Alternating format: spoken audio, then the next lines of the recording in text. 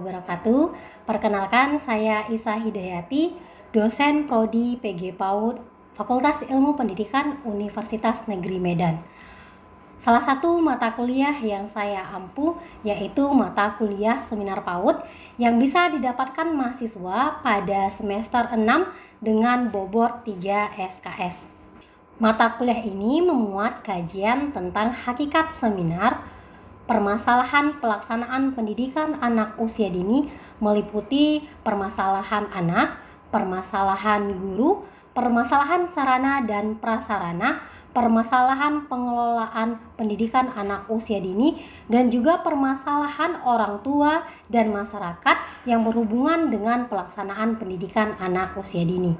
Pada mata kuliah ini juga dikaji tentang bagaimana menganalisis permasalahan dengan kajian teori yang sesuai, menganalisis pemecahan masalah, kemudian merancang proposal dan praktik seminar proposal.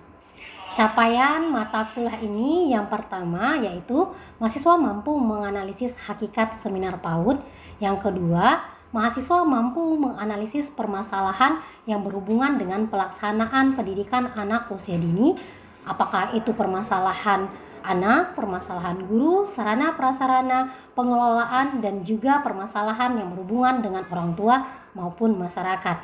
Capaian yang ketiga yaitu mahasiswa mampu merancang mini proposal secara kritis, inovatif. Materi pada mata kuliah Seminar PAUD yang pertama yaitu hakikat seminar PAUD, yang kedua berhubungan dengan bagaimana kemudian menyusun sebuah seminar, selanjutnya tentang tata cara pelaksanaan seminar, selanjutnya permasalahan pendidikan anak usia dini, materi selanjutnya yaitu kajian teori yang berhubungan dengan permasalahan pendidikan anak usia dini, selanjutnya tentang penyusunan mini proposal dari permasalahan, dan materi yang terakhir adalah presentasi proposal yang dilakukan oleh mahasiswa. Sistem pembelajaran pada mata kuliah Seminar PAUD dilakukan melalui dua metode. Yang pertama yaitu metode tatap muka atau luar jaringan, yang kedua itu metode dalam jaringan. Nah, karena pada mata kuliah ini ada kegiatan belajar dalam jaringan, maka dibutuhkan aplikasi seperti Zoom, Google Meeting, dan yang lainnya. Untuk pengumpulan tugas dilakukan melalui Learning Management System Universitas Negeri Medan yang dikenal dengan nama SIPDA. Kemudian untuk komunikasi dengan mahasiswa dilakukan melalui grup WhatsApp. Metode pembelajaran pada mata kuliah ini terdiri atas ada metode ceramah, diskusi, kemudian tanya jawab, ada case method. Nah, case method ini berhubungan dengan permasalahan-permasalahan pelaksanaan pendidikan anak usia dini yang terjadi di lapangan. Bisa mahasiswa temukan nantinya langsung mengamati di lapangan, bisa juga melalui artikel-artikel ilmiah dan sumber yang lainnya. Metode pembelajaran selanjutnya yaitu team based project dan problem based learning. Nah, pada mata kuliah ini saya mempersiapkan bahan tayang dan juga video yang akan menjadi bahan diskusi dari mahasiswa. Tentunya juga dari bahan tayang ini disediakan kasus-kasus yang relevan dengan topik yang akan mahasiswa pelajari. Asesmen yang dilakukan pada mata kuliah ini terdiri atas tugas dan juga ujian. Ada tugas rutin yang berhubungan dengan materi yang akan dipelajari, ada juga critical book report, critical journal review, rekayasa ide, mini riset, dan juga project. Nah, tugas-tugas yang tadi saya jelaskan itu kemudian akan menghasilkan sebuah produk yaitu mini proposal yang akan diseminarkan oleh mahasiswa. Untuk asesmen yang selanjutnya yaitu melalui ujian tengah semester dan juga ujian akhir semester.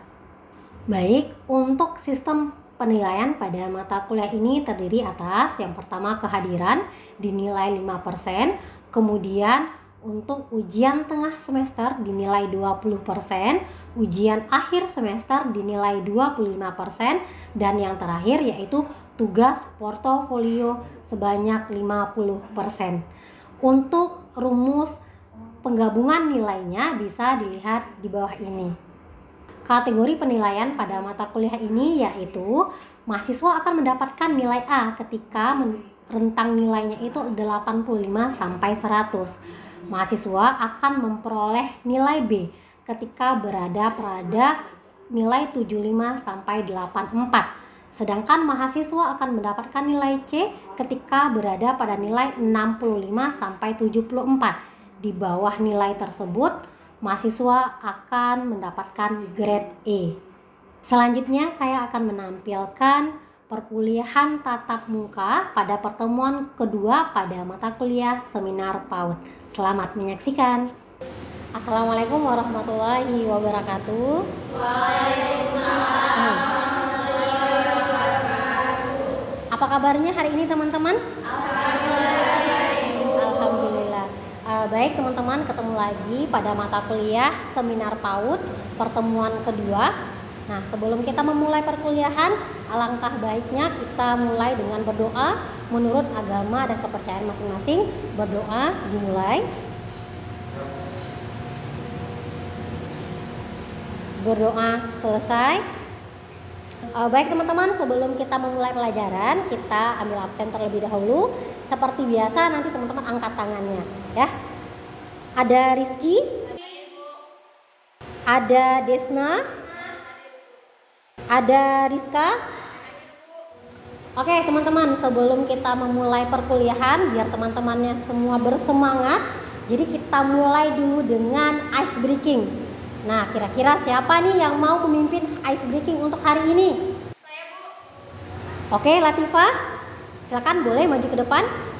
Di sini gerakannya untuk sebelum memulai speaking, saya kasih arahan untuk walking itu berjalan, jumping itu meloncat, sedangkan running berdiri, ding dong ding, ngapain badan.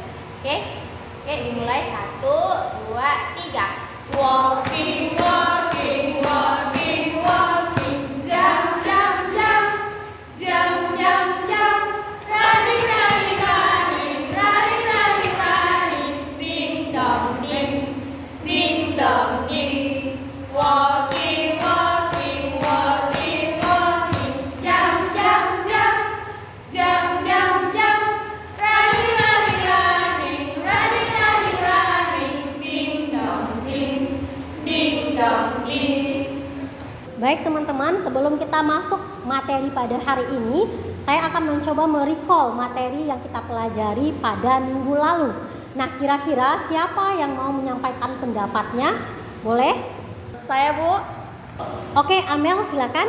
Baik, Ibu. Terima kasih atas kesempatannya. Di sini saya akan merecall atau memberitahukan mengenai materi kita minggu lalu, yaitu mengenai pengertian seminar. Jadi seminar itu sendiri adalah kegiatan penyampaian suatu karya ilmiah berupa ilmu pengetahuan dari seorang akademisi kepada peserta seminar dengan tujuan agar dapat mengambil keputusan yang sama terhadap karya ilmiah antara sumber dan peserta seminarnya. Mungkin itu saja, Bu, yang dapat saya sampaikan. Terima kasih. Oke, terima kasih jawaban yang bagus sekali. Mungkin teman-teman bisa berikan tepuk tangan untuk Amel. Baik teman-teman, untuk materi kita pada hari ini seperti yang terlihat di slide, kita akan membahas tentang hakikat seminar dan kegiatan ilmiah selain seminar.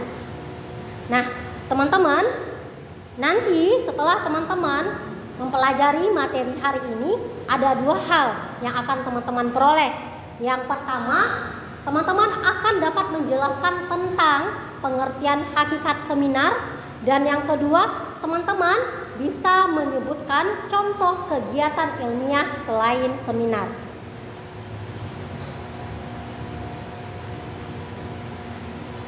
Teman-teman, ada dua video yang akan saya tampilkan. Video ini adalah sama-sama kegiatan ilmiah. Nanti teman-teman coba tonton bersama, kemudian akan saya minta pendapat dari teman-teman. Memberikan bantuan langsung tunai atau BLT UMKM atau disebut dengan BPUM. BPUM adalah bantuan bagi pelaku usaha mikro sebesar 2,4 juta rupiah per pelaku usaha mikro yang terkena dampak pandemi COVID-19.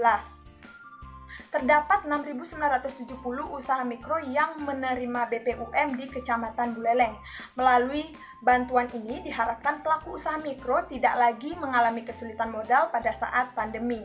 Nah, namun kenyataannya pengelolaan dana BPUM masih kurang efektif dan belum tepat sasaran karena sebagian pelaku usaha mikro menggunakan bantuan ini untuk keperluan sehari-harinya, tidak untuk keperluan usahanya.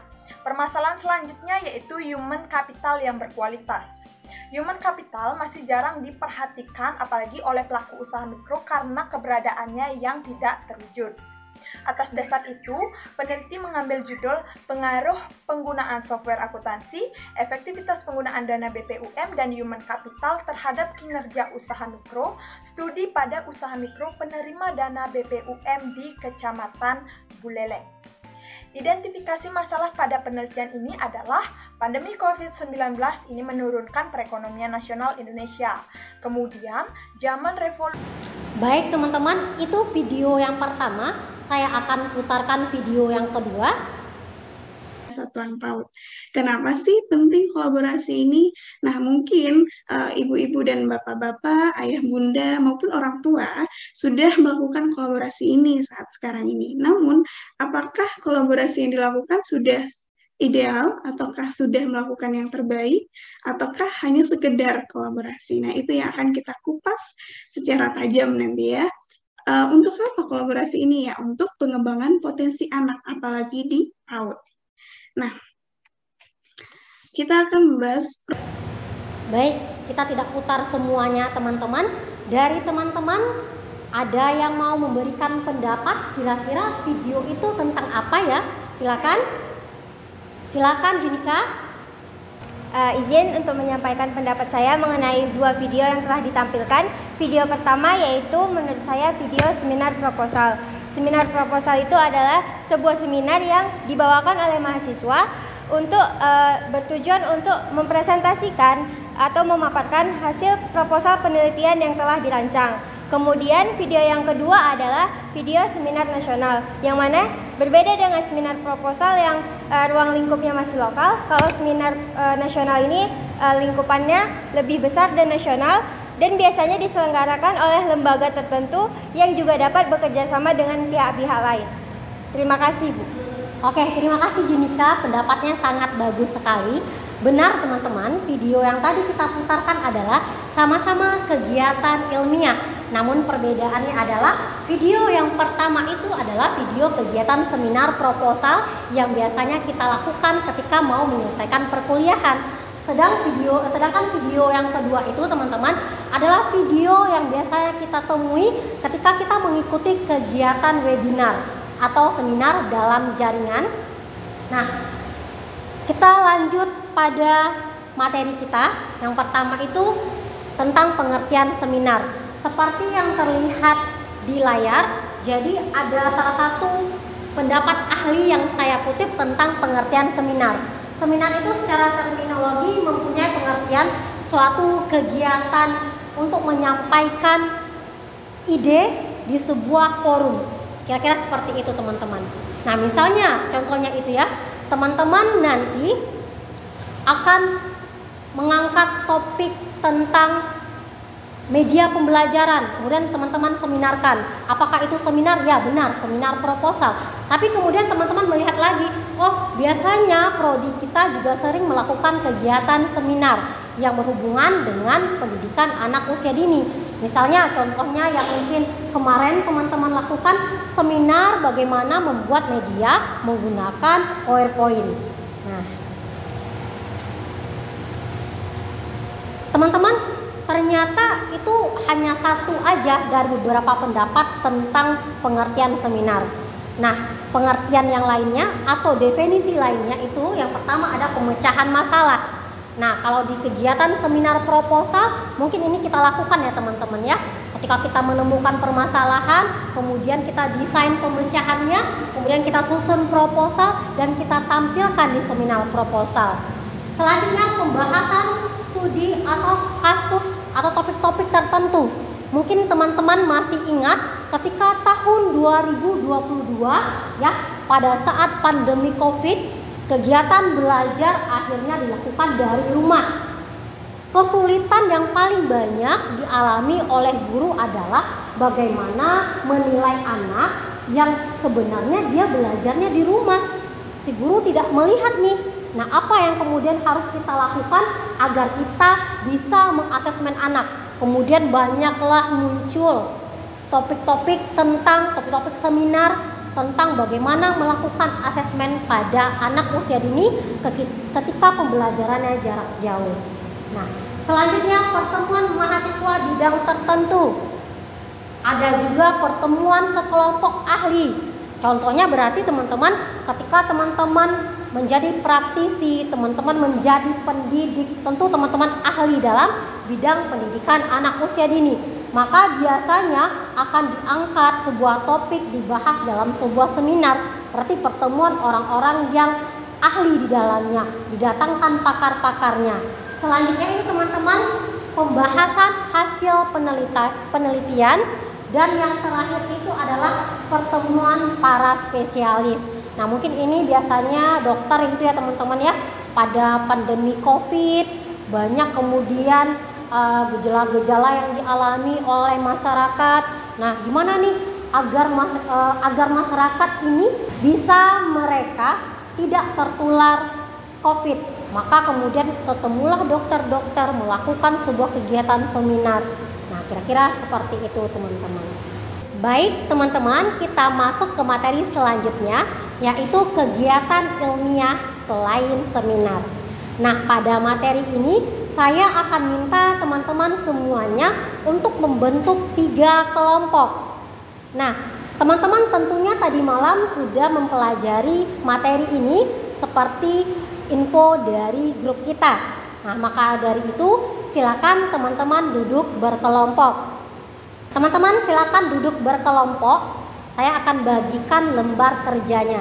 Jadi teman-teman silakan tulis di lembar kerja masing-masing kelompok. Oke?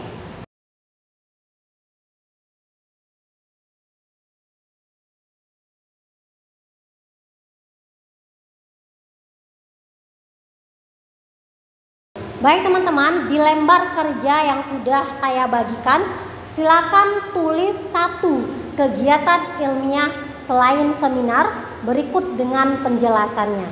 Silakan dikerjakan mulai dari sekarang. Teman-teman punya waktu sekitar 5 menit, 5 sampai 7 menit. Nanti kita akan presentasikan per kelompok, perwakilan saja.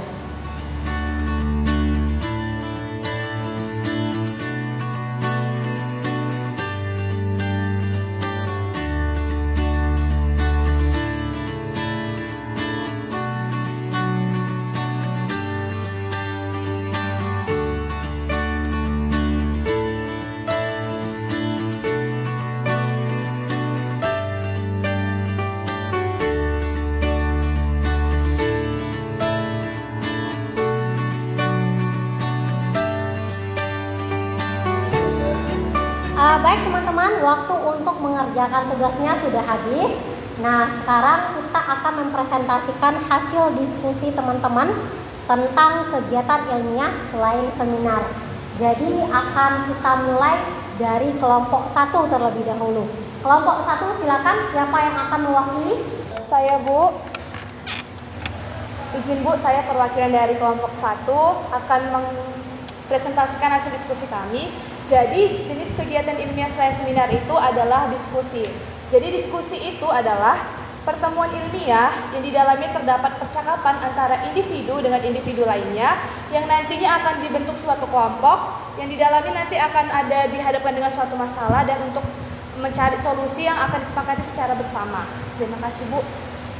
Oke, terima kasih kelompok 1, jawabannya sangat bagus sekali. Kita lanjut untuk kelompok 2. Dari kelompok 2 siapa kira-kira yang akan menjadi perwakilan? Silakan. Saya Bu.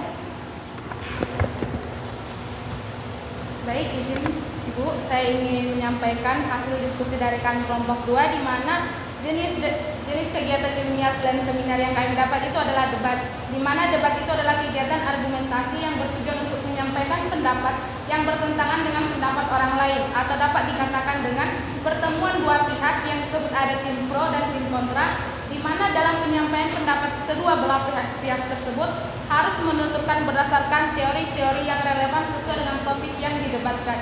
Mungkin sekian dari kelompok 2, Ibu. Terima kasih, Bu.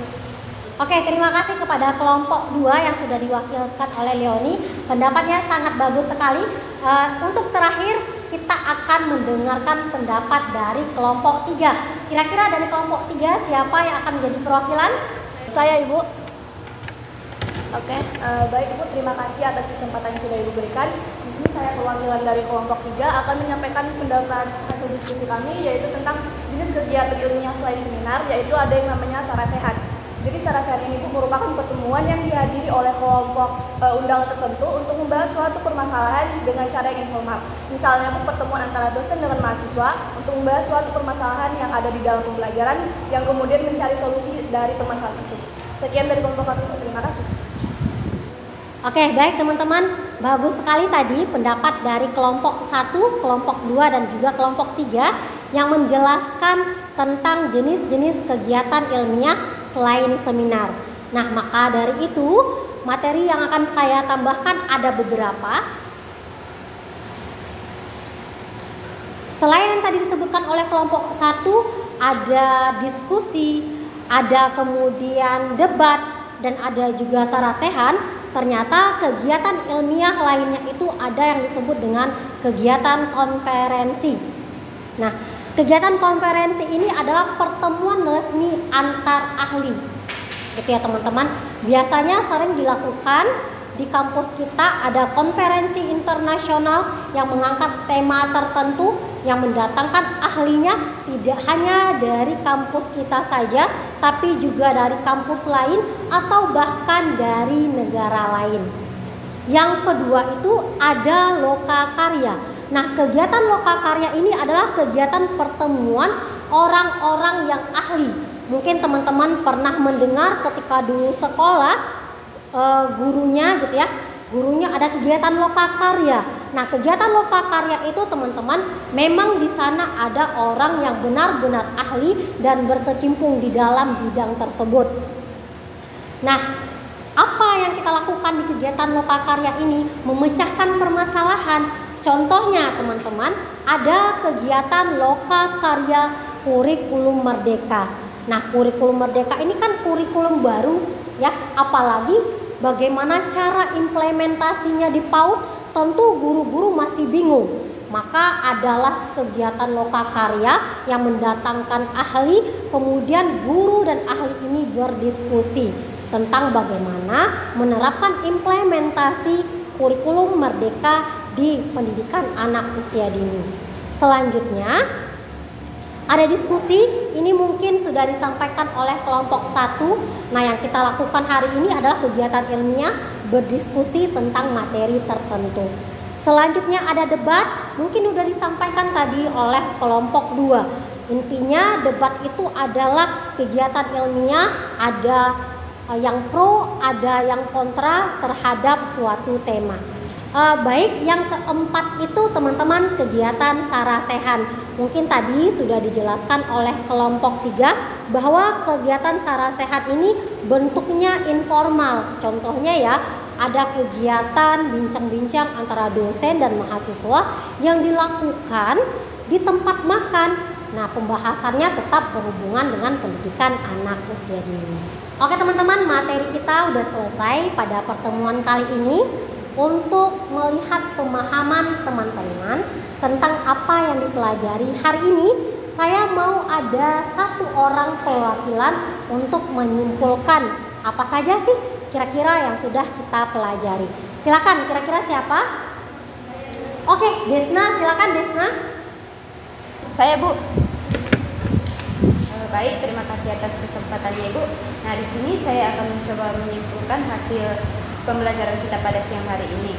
Nah, seminar itu adalah suatu kegiatan ilmiah yang dilakukan untuk membahas suatu isu atau kasus atau topik tertentu. Nah, di sini jenis karya ilmiah itu sendiri ada beberapa. Nah, di sini saya mengambil salah satu contohnya yaitu debat.